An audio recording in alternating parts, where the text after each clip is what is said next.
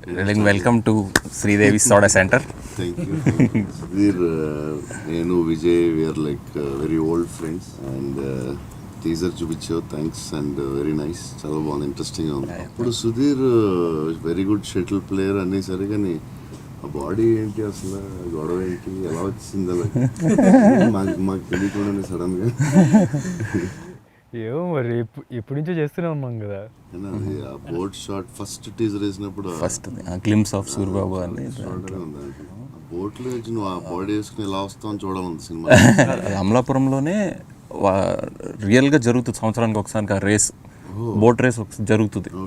So ఎవరైతే గెలుస్తారో ఆ రేసు వాళ్ళు ఒక్కొక్క ఏరియా, అంటే దాన్ని ఏమంటారండి, ఒక వాళ్ళ కట్లు కదా, పులస బాగా పడే ప్లేస్ ఉంటుంది కదా, ఆ ప్లేస్కి పోటీ పడకుండా ఒక 10 మంది రోజు వెళ్ళి వేటాడుకోకుండా ఒక సంవత్సరం మొత్తం ఎవరు ఈ రేవు నాది అంటే కోటిపల్లి అని, ఎర్రగారు అని ఇలా పేర్లు ఉంటాయి. ఆ పేర్లు ఉండే ప్లేస్లో పులుసు పట్టుకోవాలంటే సంవత్సరంతో కుట్టుకోకుండా వీళ్ళు రేస్ పెట్టుకొని కమ్యూనిటీ మొత్తం అందరూ అగ్రీ అవుతారు దానికి.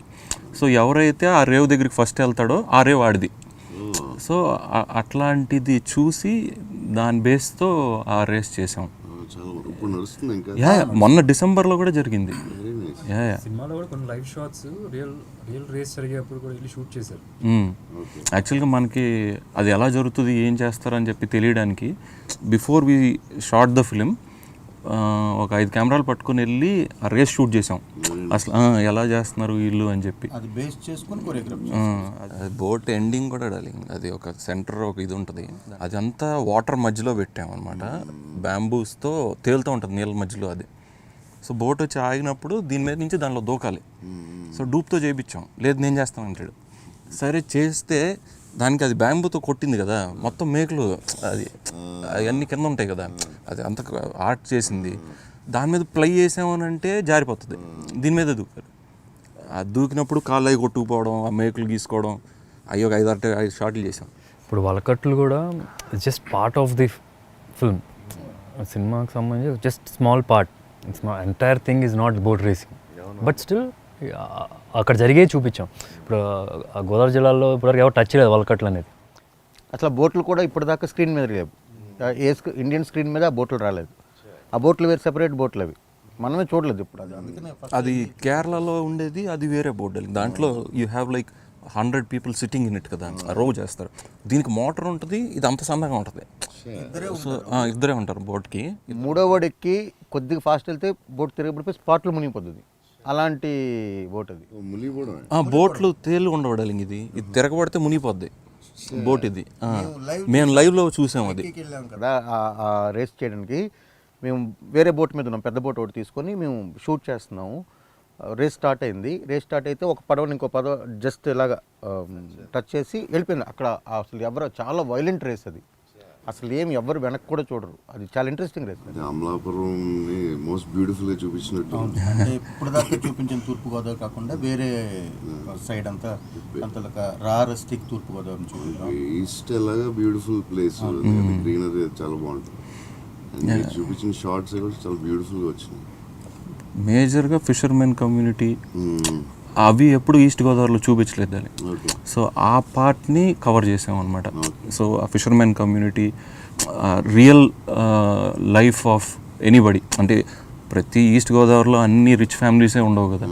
సో అట్లాంటి నార్మల్ ఫ్యామిలీస్ లైఫ్ ఎలా ఉంటుంది అనేది ఎక్కువ కాన్సన్ట్రేట్ చేసి కవర్ చేసాం. సుధీర్ ఎలక్ట్రీషియన్, ఫిషర్మెన్ ఫ్రెండ్ ఉంటాడు కమ్యూనిటీ నుంచి. సో మోటార్ ఒకటి తయారు చేస్తాం అనమాట ఆ సీక్వెన్స్కి. దానిలో ఆయన జుగాడ్ ఎలక్ట్రీషియన్, అంటే ఊర్లో ఉండే ఒక తెలివితేటలు ఉండే ఒక వాళ్ళు ఉంటారు కదా, అంటే మోటార్ సైకిల్ చేస్తుంటారు, ట్రాక్టర్ ఇంజిన్ తీసి ఇంకేదో చేస్తుంటారు. అలాంటి ఒక జుగాడ్ ఎలక్ట్రీషియన్ ఆయన. ఈ టైటిల్ ఎలా వచ్చింది మీకు? Sridevi soda centre. స్క్రిప్ట్ రాసిన తర్వాత అమ్మాయి పేరు కొద్ది క్యాచీ నేమ్ ఒకటి, తర్వాత తూర్పుగోదావరి జిల్లాలో శ్రీదేవి పేరు మీద చాలా సెంటర్లు ఉంటాయి. సో వాళ్ళు కనెక్ట్ అవుతుంది కదా. యాక్చువల్గా టైటిల్ పెట్టేసిన తర్వాత లొకేషన్ రెక్కికి వెళ్ళాం. ఈస్ట్ గోదావరిలో మొత్తం అమలాపురం ఆ చుట్టుపక్కల ఊర్లు అన్నీ తిరుగుతూ ఉంటే ఏ రోడ్లోకి వెళ్ళినా ఒక శ్రీదేవి పేరుతో ఒక షాప్ ఉంటుంది. ఎనీ రోడ్లో శ్రీదేవి బట్టల కొట్లు ఉంటాయి, టిఫిన్ సెంటర్లు ఉంటాయి, బోల్డ్ అసలు టొబాకో సెంటర్ కూడా ఉంది అసలు. అంటే తెలియక పెట్టాము, బట్ వెళ్ళి చూస్తే అంత పాపులర్. ఎందుకంటే మనకు తెలుసు కదా పాపులర్ నేమ్. పాపులర్ నేమ్ అని తెలుసు, గోదావరి డిస్ట్రిక్ట్కి అంత అటాచ్మెంట్ ఉందని తెలీదు. అంటే బాగా కేర్ తీసుకున్నారు. ఇప్పుడు బోర్డులో కూడా టైటిల్లో శ్రీదేవి బొమ్మ ఉంటుంది. ఇప్పుడు జనరల్గా మనం అక్కడ కూడా పెయింటింగ్ వేసినప్పుడు ఎగ్జాక్ట్ శ్రీదేవి బొమ్మ రాదు. సో అది కూడా ఏంటంటే కరెక్ట్గా వేస్తే అది కూడా కొద్దిగా కరెక్ట్ చేసి అంత కరెక్ట్గా ఉంటుంది కదా పర్ఫెక్ట్గా. యాక్చువల్గా అది రియల్గా బోర్డ్ చేయించాం కదా, అంటే ఆ పెయింటింగ్ ఆర్టిస్ట్తో పిలిచి ఆ ఊర్లో ఎలా చేస్తారు బోర్డు అని చెప్పి ఆ రియల్ బోర్డ్నే టైటిల్లా వాడాం. చాలా నేచురల్ ఉంది. అది మొత్తం అంతా ఆర్టిస్ట్తో రాయిపించిందే. మీరేంటి సార్, మీ స్టోరీ చాలా ఇంట్రెస్టింగ్ ఉంది. విజయ్ చెప్తూ ఉంటాడు చెన్నైలో ఎక్కడో టిఫిన్ సెంటర్ నుంచి స్టార్ట్ అయ్యి మీ లైఫ్ 15 ఏళ్ళప్పుడు ఇంట్లోంచి పారిపోయాను. ఓకే, ఇళరాజా గారి ఇంట్లో కూడా పనిచేశారంట. ఇంట్లో పనిచేశాను, యేసుదాస్ గారి దగ్గర పనిచేశాను. సో మీకు తెలియకుండా మ్యూజిక్ సెన్స్ అది భయంకరంగా ఉండాలేమో. లాస్ట్ సినిమాలో ఆ పాట చాలా పెద్ద హిట్ అయింది, నాది నెక్లెస్ గర్ల్స్ అని. ఇప్పుడు మన దాంట్లో కూడా మందులో కూడా చాలా మంచి రన్ వస్తుంది. సో మరి సినిమా సైడ్ ఎలా వచ్చారు ఇప్పుడు? అన్నీ అక్కడ అవన్నీ వర్క్ చేసి నాకు ట్రావెల్ ఏజెన్సీ ఉంది సార్. ఇక్కడికి వచ్చాక నేను ఫుల్ ఫ్లెడ్జ్డ్గా మ్యారేజ్ తర్వాత ట్రావెల్ ఏజెన్సీ నా సొంతంగా పెట్టుకున్నాను. అదే నడుస్తూ ఉండింది. రైటింగ్ ఇంట్రెస్ట్ ఉండడం వల్ల లిటరేచర్ అంటే కథలు రాయడం, పంపించడం, పత్రికలు పంపించడం ఇలా చేసిన తర్వాత మెల్లగా ఆ కథలు కొద్ది పేరు వచ్చి ఇదంతా వచ్చింది. స్టాండప్ కామెడీ అన్నది ఊరికనే ట్రై చేశాను ఒకసారి. అది ఫస్ట్ దాంట్లోనే ఫస్ట్ ప్రైజ్ వచ్చింది. చిన్న కాన్ఫిడెన్స్ వస్తుంది కదా. దాని తర్వాత ఒక 4 షోస్ వరుసగా స్టాండప్ కామెడీ విన్ అయిన తర్వాత అందులో తమ్మారెడ్డి భరద్వాజ్ గారు, హర్షవర్ధన్ గారు ఇలాంటి వాళ్ళతో జడ్జెస్గా వచ్చేవారు దాన్ని ఆ షోకి. సో అక్కడ ఒక ఆయన పిలిచి మీరు ఏమైనా రాస్తారా సినిమాకి ఒక చిన్న ట్రాక్ అంటే అలా సినిమాలకు రాయడం అనేది మొదలైంది. అంటే నేను రైటింగ్ అన్నది తెలిసి అలాగా కొన్ని సినిమాలు గోస్ట్గా పనిచేశాను. కొన్ని సినిమాలకు పేరు వచ్చిన సినిమాలు ఏంటి? నా పేరు ఉన్న సినిమా ప్రశాంత్ వర్మ గారు పిలిచి అప్పుడు రాపించారు. సో సినిమాలో మన హీరో ఎలా ఉంటుందండి character? Hero boy next door sir. అంటే ఊర్లో మనం రెగ్యులర్గా చూసాం, మన పెళ్ళిళ్ళకి ఫంక్షన్స్కి వచ్చి ఎలక్ట్రికల్ పని చేసి కాంట్రాక్ట్స్ తీసుకునే ఒక నార్మల్ ఎలక్ట్రీషియన్, ఒక యాంబిషియస్. అంటే అతనికి ఏంటంటే జీవితంలో ఎదగాలని కోరుకుంటుంది, ఒక షాప్ పెట్టాలని, ఇంటిని రిపేర్ చేసుకోవాలి, ఒక మంచి లైఫ్ అలా ఉండే ఒక యాంబిషియస్ అల్లరచిల్లరగా కనిపించే ఒక స్టబ్బాన్ క్యారెక్టర్ అతను. అట్ ద సేమ్ టైం కొద్దిగా వల్నరబుల్ కూడా, ఈజీగా ఎమోషనల్ అవుతూ ఉంటాడు క్యారెక్టర్. చాలా అన్ని భావోద్వేగాలు ఉన్న ఒక అదే మామూలు పక్కింటి కుర్రవాడు. సో ఎంటర్టైన్మెంట్ అండి. ఇప్పటిదాకా సుధీర్ గారు చేసిన వాటిన్నిటిలో ఇదే ఎక్కువ ఎంటర్టైనింగ్గా ఉంటుంది. అంటే ఆయన క్యారెక్టర్ చాలా నార్మల్గా హీరోయిన్స్ వాడతారు, బబ్లీ అంటారు కదా, అలాంటి బబ్లీ క్యారెక్టర్ సరదాగా ఉంటుంది. సో నీకు టఫ్ ఏమనిపించింది అన్నింటిలో సినిమా మొత్తంలో? పర్టికులర్ టఫ్ అంటే అంటే ప్రతి ఒక్క సినిమాకి బాగా డైరెక్ట్ చూసుకున్నారా? నీకు టఫ్ అనిపించలేదా? ఫస్ట్ కథ చెప్పిన వెంటనే అయితే భయం వేస్తుంది. యాక్టర్ కాబట్టి సో ఈ గోల్స్ భయం వేస్తుంది. కొద్దిగా గ్రౌండ్ వర్క్ చేసి కొద్దిగా మాట్లాడుతూ ఉన్నప్పుడు చేసేసిన తర్వాత ఇదేనా అనిపిస్తుంది ఆ టైప్ అంతే. కానీ ఫిజికల్లీ కొద్దిగా ఛాలెంజింగ్ అనిపించింది. ఇందాక అనుకున్నట్టుగా స్టార్టింగ్ నుంచి ఫిజిక్స్ కావాల్సి వచ్చి ఫస్ట్లో స్టార్ట్ చేద్దాం అనుకున్నాం ఫిజిక్స్ షార్ట్స్ అని. అది తీరా చూస్తే లాస్ట్లో షూట్ చేసాం అనమాట. సో అది మెయింటైన్ చేస్తూ ఉన్నాం, అదొక ఇష్యూ. అండ్ ఒక చిన్న ఇంజురీ అయింది, సో దాని తర్వాత చేయడం అది చెప్తే మేజర్గా ఏం లేదు. ఫస్టే బోట్ రేస్తో షూట్ చేద్దాం అనుకున్నాం. సో అప్పుడు దానికి బాడీ కావాలి అని అనుకున్నాము. సో అక్కడికి వెళ్ళేటప్పటికి ప్రాక్టికల్గా ప్రాబ్లమ్స్ వచ్చినాయి. రేస్ వాళ్ళది రియల్ రేస్ అప్పుడు జరగడం, దాని తర్వాత వాళ్ళ మోటార్లు అవన్నీ జరిగేటప్పటికి ఇది ఫస్ట్ స్టార్ట్ చేయాల్సిన షెడ్యూల్ లాస్ట్ అయింది. సో అది లాస్ట్ అయ్యేటప్పటికి 3.5 months అయిపోయింది. సో ఈ 3.5 months పొద్దు నుంచి షూట్ చేయడం, రాత్రి 9ంటికి హోటల్కి వచ్చేవాళ్ళం, 9ంటికి అప్పుడు వెళ్ళి మళ్ళీ జిమ్ చేసి వచ్చేవాడు, మళ్ళీ 11 అయ్యేది, మళ్ళీ అండ్ ట్రావెలింగ్ 2 hours పట్టేది అక్కడ ఏ లొకేషన్కి వెళ్ళాలన్నా. సో కొంచెం హెక్టిక్ బాగా. లక్కీగా జిమ్ ఉంది. ప్లస్ ఇంకోటి ఏంటంటే జర్నీ చేయడం కూడా కోవిడ్ కదా. సో విజయ్ ఏం చేశాడంటే హోటల్ మొత్తం మన వాళ్ళే ఉంటారు, బయట వాళ్ళు ఉండరు. సో లక్కీగా అందుకనే టోటల్గా ఎంటైర్ షూట్లో ఒక్కతనికి కూడా ఎవరికి అసలు కోవిడ్ అనేది లేదు. సో అమలాపురంలో షూట్ చేసేది అక్కడ జరిగిన ఇంట్రెస్టింగ్ టాపిక్స్ ఏమైనా జరిగినాయి అక్కడ మీకు? అమలాపురంలో అంటే అమలాపురం చుట్టుపక్కల చేస్తాం సార్, ప్రతిరోజు ఏదో ఒకటి జరుగుతుండేది. ఒక టిఫిన్ సెంటర్ కనుక్కున్నాం సార్, పొట్టెక్కలు అని చెప్పి వాడు తినేవాళ్ళు, అందరూ ఫేవరెట్ అది. సాయంత్రం అయితే అక్కడ పరిగెత్తేవాళ్ళు. ఏంటి అక్కడ స్పెషల్? చూడండి ఇడ్లీలాగా ఉంటుంది, పనసాకులో ఇడ్లీ చేస్తారు సార్, రౌండ్గా వస్తుంది. పనసాకులో చుట్టి అది ప్రాసెస్ తెలియదు కానీ ఇడ్లీయే రౌండ్గా గ్లాస్లా వస్తుంది, పనసాకులో చుట్టిస్తారు, దాన్ని పొట్టిక్ అంటారు. అది చట్నీలు ఒక 2 చట్నీలు ఇస్తారు. ఆ రెస్టారెంట్ కూడా చాలా బాగుంటుంది, చిన్నది క్యూట్గా ఉంటుంది. అది వాళ్ళ ఇంట్లోనే అనమాట.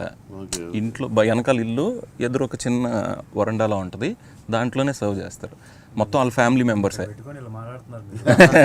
35 రోజుల్లో నాకు అసలు అలా ఉందని కూడా తెలియదు. ఇలాగే డైరెక్టర్ని నేను కూడా క్వశ్చన్ అడిగితే డైరెక్టర్ ప్రొడ్యూసర్ పోస్టర్ పడేది మీదే కదా సార్ అని మనకి తప్పదు ఈ కష్టాలు. షూట్ నుండి వచ్చాక ఈయన వచ్చి కరెక్ట్గా 15 నిమిషాల్లో కిట్ వేసుకొని జిమ్కి వెళ్ళిపోయారు సార్, మేము పొట్టెక్కలికి వెళ్ళిపోయాడు. నేను ఇప్పుడు దాకా చేసిన సినిమాలో గోదావరి జిల్లా భాష ఎప్పుడు మాట్లాడలేదు. అంటే కాకపోతే నేను చిన్నప్పటి నుంచి హాస్టల్లో ఉండేప్పటికి డిఫరెంట్ ఏరియాస్ ఉండేవాళ్ళు, తెలంగాణలో ఇటు పక్క ఉండేవాళ్ళు, గోదావరి జిల్లాలో ఉండేవాళ్ళు. సో ఎంత కొంత మాట్లాడగలిగేవాడిని. సో నేనేం చేశాను, డైలాగ్స్ ఉన్నప్పుడు సార్ మీరు ఒకసారి రికార్డ్ చేసి ఇవ్వండి అని చెప్పి అనేవాడిని. ఆయన రికార్డ్ చేసి ఇచ్చేవాడు. ఈ సినిమాకి మెయిన్గా ఆ డైలెక్ట్ కొద్దిగా యాక్సెంట్ ఇంపార్టెంట్ అని చెప్పి అనుకున్నాను, ఆథెంటిక్గా ఉంటుందని. సో ఈయన రికార్డ్ చేసి ఇచ్చేవాళ్ళు. ఇంకా రైటర్ కాశీ అని ఉన్నారు, ఆయన కూడా కొన్నిసార్లు పంపించేవాడిని. సో ఇద్దరు రికార్డ్ చేసి పంపిస్తే ఇంకా ఆ డిక్షన్ అయితే పట్టేవాడిని. మ్యాక్సిమం నవరసాలు ఉన్నట్టే సార్ ఈ సినిమాలో ఆయనకైతే, అంటే హర్రర్ తప్ప మిగతా అంతా అన్నీ ఉన్నాయి. అంటే అది లేదు సార్, లేదు లేదు కావాలంటే అది వేరే ఇంటర్వ్యూ చేద్దాం. So heroine Anandi is very good performer, టీజర్లో కూడా కనిపిస్తుంది, చాలా న్యాచురల్ పర్ఫార్మర్ అని. తెలుగు అమ్మాయి. యాక్చువల్గా ఈ సినిమాకి ఖచ్చితంగా తెలుగు వాళ్ళనే తీసుకుందామని ఫస్ట్ డే అనుకున్నాం సార్, ఎందుకంటే తూర్పుగోదావరిలో మాట్లాడాలి అంటే ఆ యాస కొద్దిగా కావాలి, ఈ కొద్దిగా ట్రిక్కీగా ఉంటాయి కదా డైలాగులు ఇవన్నీ, అందుకని తెలుగు వాళ్ళు అయితే డిక్షన్ పట్టుకుంటారని అనుకున్నాం. అయితే చాలామంది చూసాము, ఆడిషన్ అయింది, లుక్ టెస్ట్లా చేసాం, అన్నీ చేసాం. కానీ అప్పుడు ఆమె ఆల్రెడీ ఇక్కడ చేసి తమిళనాడులో బాగా ప్రూవ్ చేసుకున్నారు. అంటే పెద్ద పెద్ద సినిమా వెట్రిమారన్, పారంజిత్, అంటే నేషనల్ వైడ్ ఇంటర్నేషనల్ వైడ్ వెళ్ళిన సినిమాలు, పరియేరం పెరుమాళ్ళు. సో మంచి పర్ఫార్మరు, అంత ఇది ఉంది కదా అని చెప్పి ఆమెని సెలెక్ట్ చేసాం. లాస్ట్లో చాలా కసరత్తు చేసాం దానికైతే మాత్రం. ఇన్స్టెంట్ డార్లింగ్ అమ్మాయి, అంటే డాన్స్ అవి కూడా అమ్మాయి డాన్స్ ప్రోగ్రామ్స్లో అట్లా చేసిందంట ఫస్ట్లో. డాన్స్ కూడా రావడం వెంటనే అక్కడికక్కడ. అండ్ షూట్ కూడా మేము short the whole film in 55 days. Srikar Prasad గారు చూసి 55 daysలో ఇంత కంటెంట్ ఎలా షూట్ చేసిరా అంటే, only one thing is everybody was one టేకే.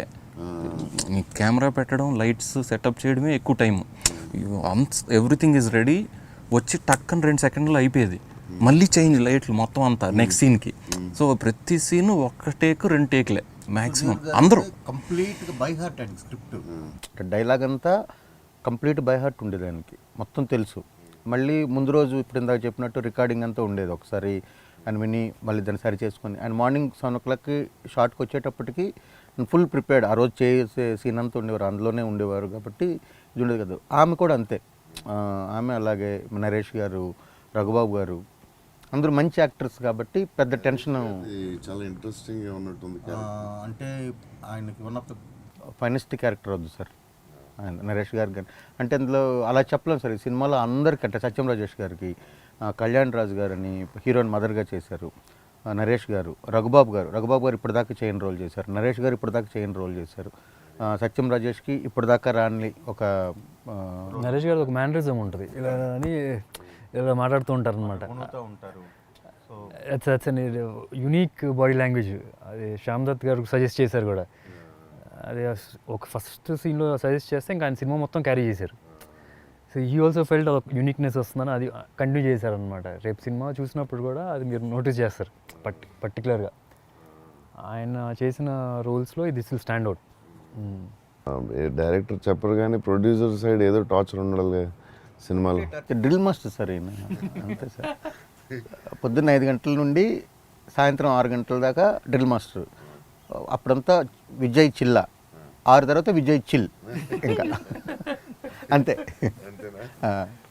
ఆయన యాక్చువల్గా కెమెరామెన్ గారికి షార్ట్ చెప్పే విధానం అదిరిపోద్ది. ఏమంటాడండి వచ్చి సీన్ చెప్తాడు, ఏం లేదు సార్, హీరోయిన్ వస్తుంది, ఇది మాట్లాడుతుంది, ఇది అదే గుర్తుంది కదా, that same thing, simple scene sir. ఏంటండి అది? చెప్పండి. ఎంఎస్ నారాయణ గారి డైలాగ్ ఉంటుంది కదా, సింపుల్ సీన్ సార్, ఇలా పెట్టి ఇలా చేస్తే షార్ట్ ఓకే, క్లాప్స్ అందరూ. మీరే చెప్పేస్తున్నారా? కానీ ఒకటైతే ఇప్పుడు డిస్కషన్ అవుతున్నాయి కదా, దెర్ బి లాట్ ఆఫ్ ఇది బాగుంది సార్, ఇది బాగాలేదు, అందరం ఓపెన్గా మాట్లాడుకుంటాం. అది బిగ్ అసెట్ ఈ సినిమాకి. అండ్ ఆయన కూడా ఒకటి నో అని చెప్పి ఆలోచిస్తారు, కరెక్ట్, ఓకే ఇది కరెక్ట్, ఇది తప్పు. సో ఇట్స్ అంటే ఏ సినిమాకైనా ఒక చిన్న గీత అయితే ఉంటుంది కదా సార్. ఎక్కడో ఇష్యూ వచ్చింది, ఈగో ప్రాబ్లమ్స్ అని, కాసేపు షూట్ ఆగిందని, ఇవన్నీ కదా. టచ్ వుడ్ ఒక్కసారి కూడా ఈ టోటల్ షూట్లో ఎప్పుడు జరగలేదు. ఎందుకంటే అందరూ కూడా అంతే దీని మీద పనిచేశారు, అందరం. అంటే ఇప్పుడు నిజంగా ఒక్కసారి కూడా అంటే ఇలాంటి ఇష్యూస్ వలన కాసేపు ఆగింది, ఒక చర్చిద్దాం అలాగని. స్క్రిప్ట్ దశలోనే అంతా ఓకే, సెట్కి వెళ్ళిన తర్వాత అక్కడ ఏం జరుగుతుంది అంటే జాగ్రఫీ కానీ కొరియోగ్రఫీ కానీ చేసినప్పుడు, సీన్ కొరియోగ్రఫీ చేసినప్పుడు చిన్న చితక ఏమైనా అనిపించినా కూర్చొని కలెక్టివ్గా అనుకొని ఎవరో ఒకరు దాని మీద వెళ్ళిపోయాం, కలెక్టివ్గా వెళ్ళాం. కాబట్టి ఇబ్బంది రాలేదు, తొందరగా పూర్తి చేయగలం. ఇంత పెద్ద సినిమా ఆయన చెప్పినట్టు అంత తక్కువ దీంట్లోనైతే చాలా కష్టం చేయడం, కానీ బట్ చేసేసాం. మణిగారు కూడా బాగా ఓన్ చేసుకున్నారు darling after a long time. అంటే ఆయన ప్రతి ఒక్కటి ఆయన చూసిన తర్వాత ఫస్ట్ టైం మొత్తం ఎడిట్ అయిన వర్షన్ ప్రతి ఒక్కటి డీటెయిల్డ్గా అడిగారు. ఎంత డీటెయిల్ అని అంటే, అరే ఇది నువ్వు అప్పుడు చెప్పలేదు కదా, ఇది ఎందుకు మార్చారు, ఇది అప్పుడు బాగుందా, ఇది ఇప్పుడు బాగుందా, ఇది బాగా చేశారు అని. అండ్ ఎవ్రీ స్కోర్ చేసినప్పుడు కూడా, బ్యాక్గ్రౌండ్ స్కోర్ చేసినప్పుడు కూడా ఏదైతే కానీ ఇందులో కొత్త సౌండ్ సార్. అంటే మొన్నటి రాత్రితో మొత్తం చూసాం కదా, ఒక రాత్రి అంతా నిద్ర పట్టలేదు ఆ 5th రీల్ చూసిన తర్వాత. సీరియస్లీ అంటే ఇంటర్వ్యూ కోసం చెప్పడం కాదు, అసలు చాలా ఎగ్జైట్మెంట్ అనమాట. అది 3 సార్లు మళ్ళీ లాస్ట్ ఫైట్ ఉంటుంది, సౌండ్ నెక్స్ట్ లెవెల్ సౌండ్ ఇచ్చారు. ఆయన ఎవ్రీ రీల్ అయిపోయాక పిలిచేవారు డార్లింగ్. మళ్ళీ సినిమా అంతా ఒకసారి చూపించలే, ఒక రీల్ అయిపోగానే పిలిచి కూర్చోబెట్టి చూపించి, ఇది బాగుందా, మీకేమైనా చేంజెస్ కావాలని అడిగేవారు. ఫస్ట్ మహేష్ ఫ్యాన్స్ వాళ్ళు కూడా కొద్దిగా హ్యాపీ, అది ఎప్పటి నుంచో మణిగారితో చేయండి అని చెప్పి అన్నారు. బట్ అందుకోసం అని పెట్టింది అయితే కాదు, ఈ స్టోరీయే డిమాండెడ్ ఆయన. ఈవెన్ శ్యామ్ దత్ గారు కానీ, రామకృష్ణ గారు ఆర్ట్ డైరెక్టర్ కానీ, శ్రీకర్ ప్రసాద్ కానీ, ఇది ఎవరన్నా అంటే ఒక ప్రాజెక్ట్ సెట్ చేసాము కాంబినేషన్ వైజ్ అనుకుంటారు, but everybody is needed for this story. ఇలా నాకు మొగుల్తుర వెళ్ళేటప్పుడు సంక్రాంతికి అది మాకు ఎర్ర పెరుగు అది 2 రోజులు కొండలో పెట్టి చేసి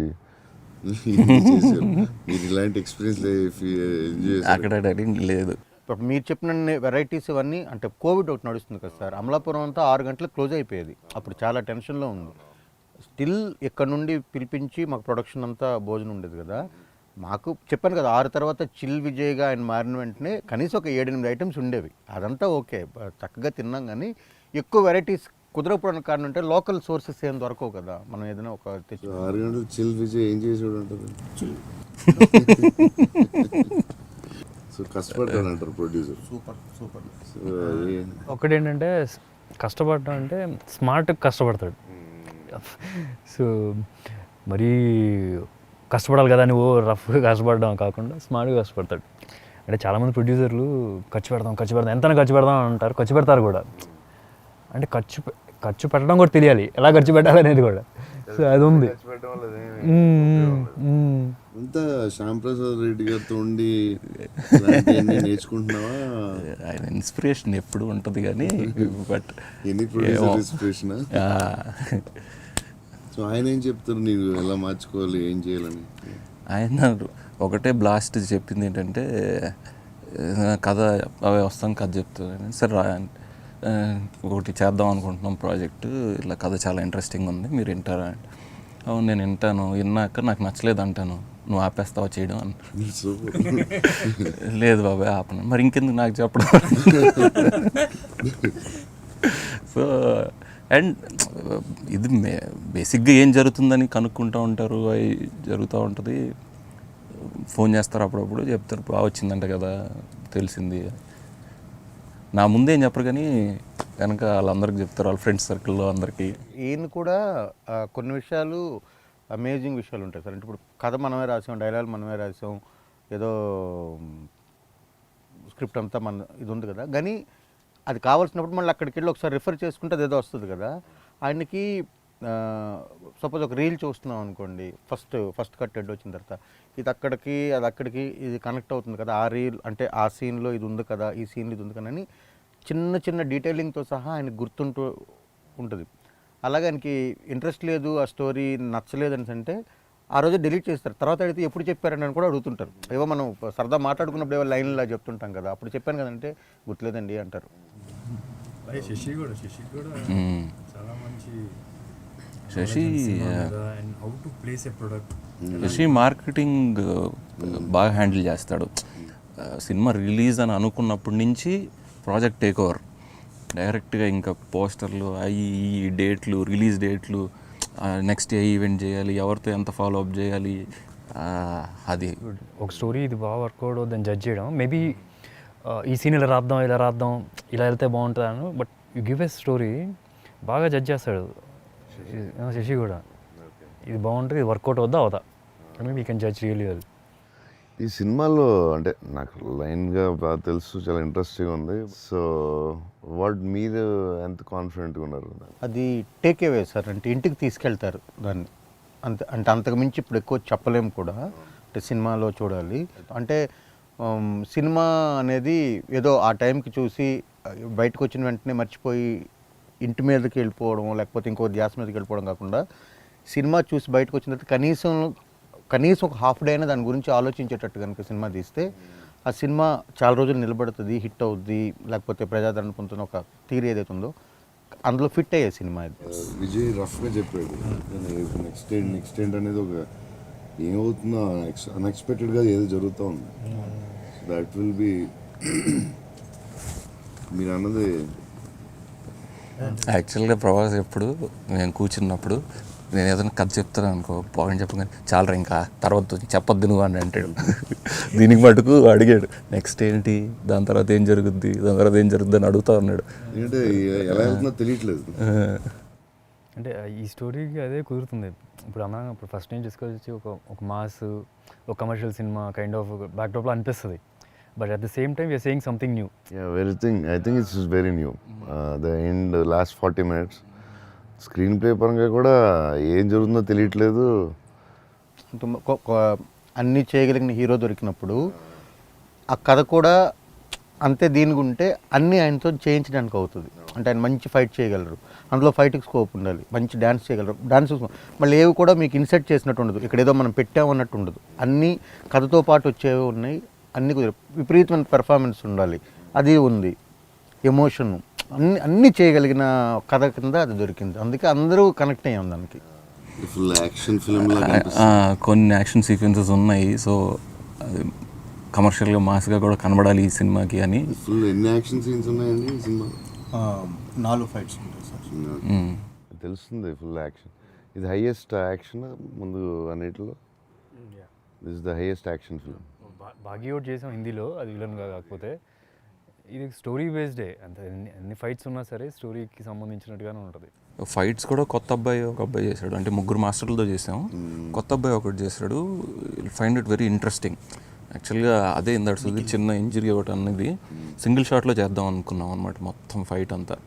సో ఆల్మోస్ట్ అంతా రెడీ. దాంట్లో ఒకడు అన్ప్రొఫెషనల్ ఫైటర్ ఒక అబ్బాయి ఉన్నాడు.